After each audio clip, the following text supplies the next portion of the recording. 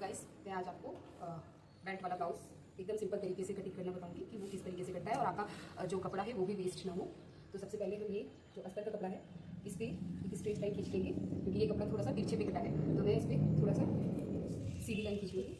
उसके बाद हमें जितनी अपनी लंबाई लेनी है, हमारा ब्लाउज 14 इंच पे रेडी होके आएगा तो हम उसे 15 इंच पे निशान लगा लेंगे 1 इंच मार्जिन के साथ।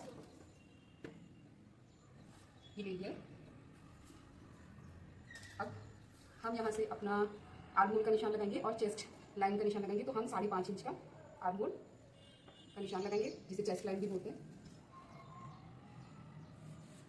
ठीक है, इस तरीके से फिर हमें जितना कंधा लेना है तो हमें कंधा कैसे लेना है, जैसे मान लीजिए हमारा कंधा 14 इंच का निकला है, फुल कंधा 14 इंच का निकला है तो हम उसमें 1 इंच और ऐड कर देंगे तो ये हो जाएगा 15 को हम आधा करेंगे। आधा करने के बाद जितना भी हमारा कंधा निकल रहा है 7.5 पे 2 इंच घटा देंगे तो आंसर निकलेगा 5.5 इंच का। तो हम 5.5 इंच का ये कंधा लगा लेंगे, इसकी सीधी लाइन खींच देंगे।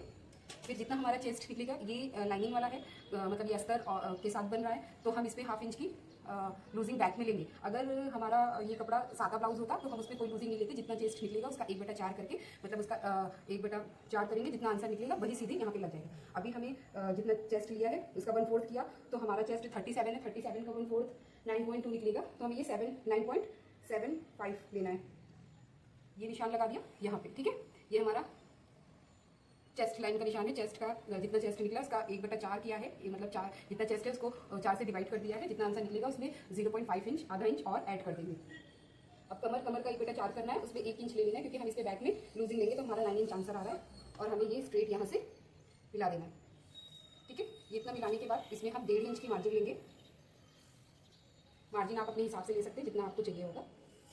ये इतना करने के बाद हमें यहाँ से आर्म होल का शेप देने के लिए यहाँ से हमको 7.75 ऊपर करना है और इसे यहाँ से शेप दे देना है। आप चाहे तो इससे शेप भी दे सकते, शेपर से भी शेप दे सकते हैं, देखिए सेम ही आ रहा है तो हमने ये शेप दे दिया। अब हमें गले की लंबाई लेनी है, इसमें गला ज़्यादा बड़ा नहीं है, 7 इंच का है तो हम 7 इंच के निशान लगा लेंगे और इसे हम 2.5 इंच की चौड़ाई पे रखेंगे। अभी मैं इसका गला नहीं कट कर रही हूँ क्योंकि इसमें डिज़ाइन बन रही है, तो जितना है बस उतना निशान लगा लेंगे। ठीक है, ये इतना आपको समझ में आए। अब बस हम गले को छोड़ के, अभी हम गले नहीं काट रहे हैं, गले को छोड़ के और सब कटिंग कर लेंगे।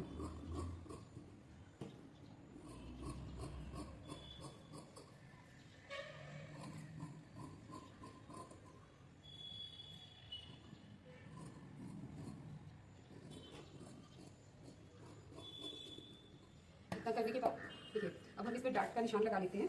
तो हमारा डार्ट आ रहा है 3.75 पे, तो हम 3.75 पे एक निशान लगा लेंगे और ऊपर से ले लेंगे 11 इंच पे एक निशान लगा लेंगे और इसे सीधी लाइन खींच लेंगे। ठीक है, अब हमें आधा इंच इधर लेना है और आधा इंच इधर लेना है, इसे भी हम इससे मिला देंगे।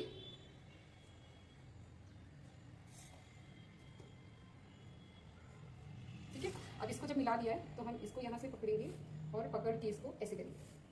इस तरीके से करने के बाद फिर से हम स्केल रखेंगे और देखेंगे जहाँ से ये तिरछा कपड़ा जा रहा है हम इसको यहाँ से निशान लगा के देखिए इस तरीके से इतना यहाँ से भी गया है और यहाँ से भी गया है, इसे हम कटिंग कर देंगे।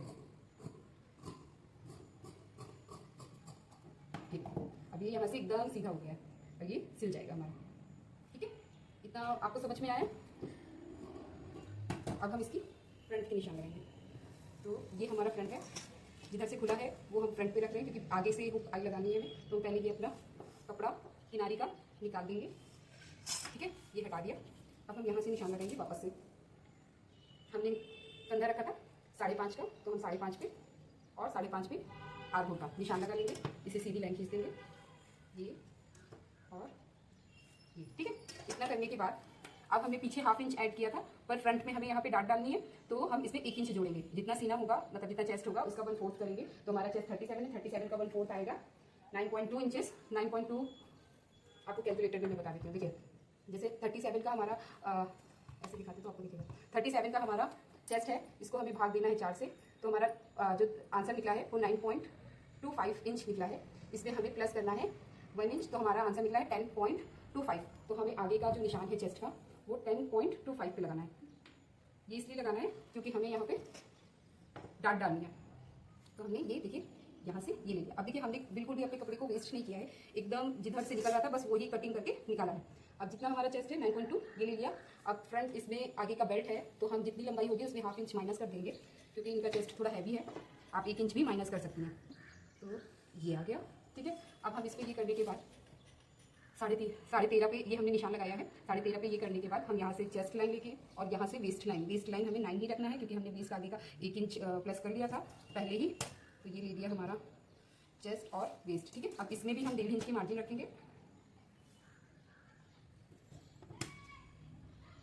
ये ले लिया। इसके बाद हम यहाँ पे शेप देंगे। हमने बैक पे जो आर्म होल का शेप दिया था वो 0.75 था, इसमें हम ½ इंच का शेप देंगे।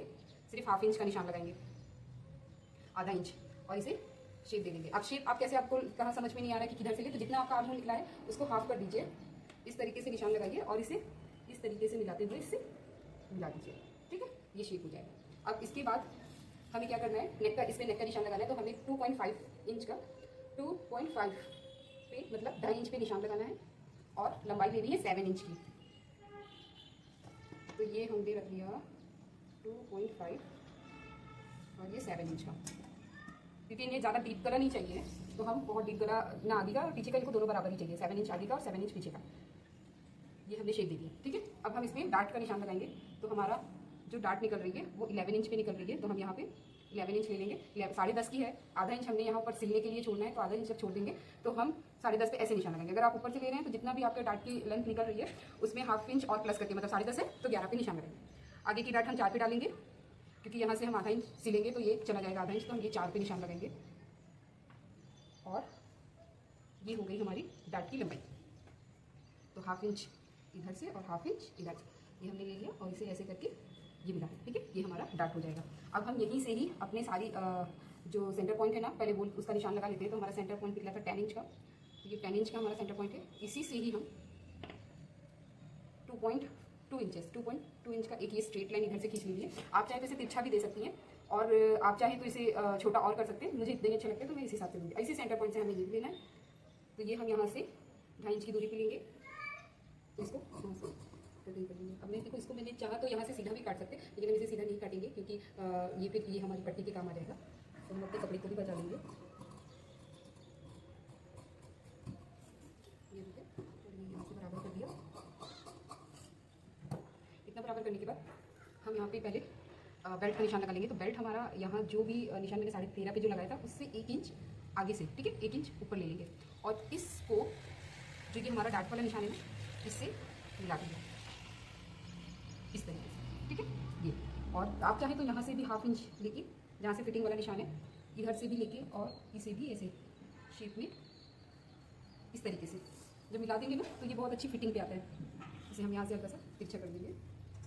½ इंच ये फिटिंग वाले से लेना है और ये फ्रंट वाले से 1 इंच लेना है, जहाँ से हमारा हुक आई का निशान रहेगा। इसे जब हम ऐसे करेंगे ना तो ये बहुत अच्छा शेप देता है। फिर अब हम यहाँ से क्या करेंगे, यहाँ से लगभग 5 से 5.5, तो हम 5.5 पे ले लेते हैं। अगर आपको डार्ट सीधी पसंद है तो आप सीधी भी ले सकते हैं, जैसे मैंने यहाँ पे लिया।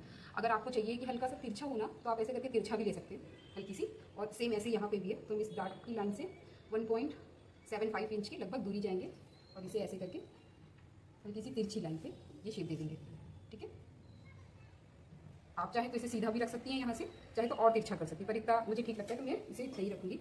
अब हमें यहाँ से आगे से, मतलब जो हमने ऊपर उठाया था वहाँ से 3.5 इंच नीचे आना है। 3.5 इंच नीचे आएंगे और जो इसमें ये चीज़ को ऐड नहीं करेंगे, इस कपड़े को ऐड नहीं करेंगे, ये कट के अलग हो जाएगा। यहाँ से 2.5 रहेगा, ठीक है। ठीक, ये तो हमारी फिटिंग की आ गई। हम इसमें 1 इंच एक्स्ट्रा लेंगे फोल्डिंग के लिए, नीचे से फोल्ड करने के लिए, अगर आप फोल्डिंग चाहती हैं तो, लेकिन 1 इंच ठीक रहता है। अब इसमें हम क्या करेंगे, क्योंकि इसको कटिंग करना है तो पहले यहाँ से कटिंग कर देते हैं।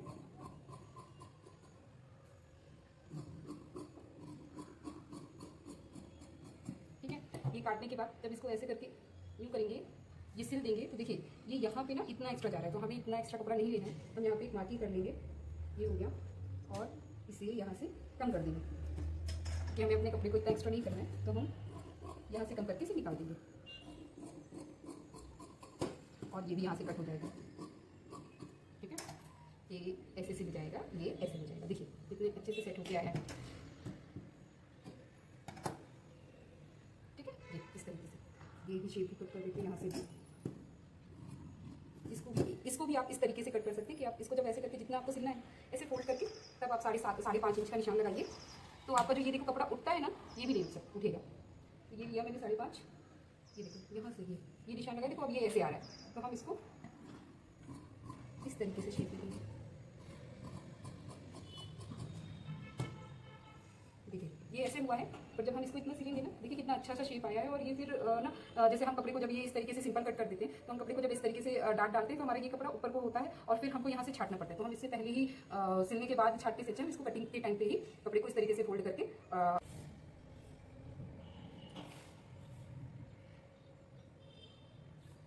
अब इसको हम आधा इंच एक्स्ट्रा ही कट करेंगे, क्योंकि ये कपड़ा देखिए बहुत निकल रहा है। तो हम इसमें थोड़ा सा कपड़े को एक्स्ट्रा करके ही काटेंगे।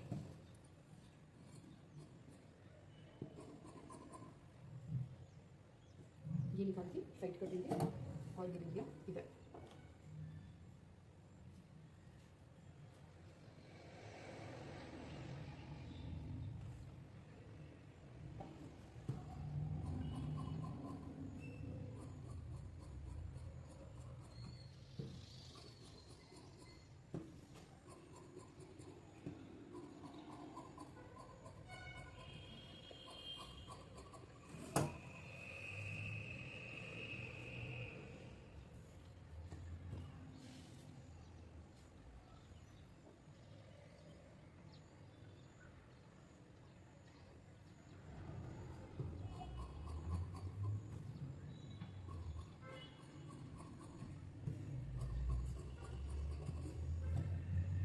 अब इसकी आस्तीन में डिज़ाइन है, तो हम इसको अभी कटिंग नहीं कर रहे हैं। आस्तीन को हम बाद में कटिंग करेंगे, जितना हमें आस्तीन में कपड़ा